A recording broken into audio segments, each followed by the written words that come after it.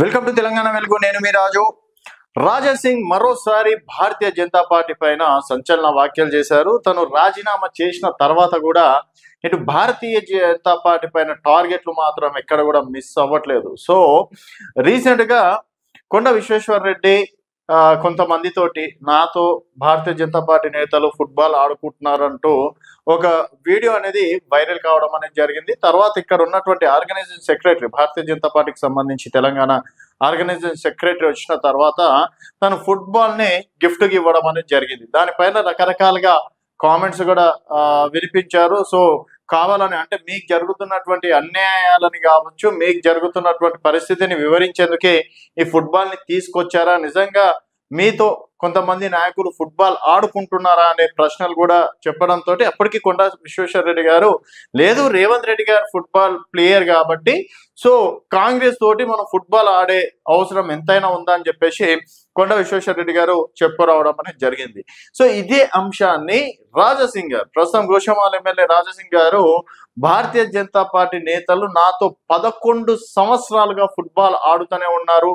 So గోషామహల్లో already నేను MLA ఉండగా కిషన్ రెడ్డి మనుషులకు ఇక్కడ ఏం పని, అలాగే చాలా మంది ఎంపీలు ఎమ్మెల్యేలు కూడా వారి యొక్క మనసులోని మాటని బయటికి పెట్టాలి.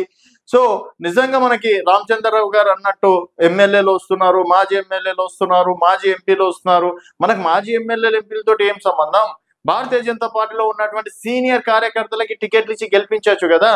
సో ఇక్కడ భారతీయ జనతా పార్టీ అటు బీఆర్ఎస్ తో, లేకపోతే కాంగ్రెస్ తో, లేకపోతే ఎంఐఎం పార్టీ తోటి పోటీ చేయాలనుకోవట్లేదు. భారతీయ జనతా పార్టీ లోపల ఉన్నటువంటి నాయకులతోటే భారతీయ జనతా పార్టీ నాయకులకు పోటీ అన్నట్టు కూడా వ్యాఖ్యలు చేయడం అనేది జరిగింది. ప్రస్తుతం గతంలో కూడా చేరికల పైన కూడా సో భారతీయ జనతా పార్టీలో జాయిన్ అయిన వాళ్ళు ఒక్కసారిగా విజయశాంతిని కావచ్చు, తర్వాత నాగం జనార్దన్ రెడ్డిని కావచ్చు, జితేందర్ రెడ్డిని కావచ్చు, ఇట్లాంటి కొంతమంది నేతలను అడిగిన తర్వాత భారతీయ జనతా పార్టీలో జాయిన్ అవ్వండి అంటూ అచ్చంపేట మాజీ ఎమ్మెల్యే భారతీయ జనతా పార్టీలోకి వచ్చే సమయంలో ఇలాంటి వ్యాఖ్యలు చేశారు.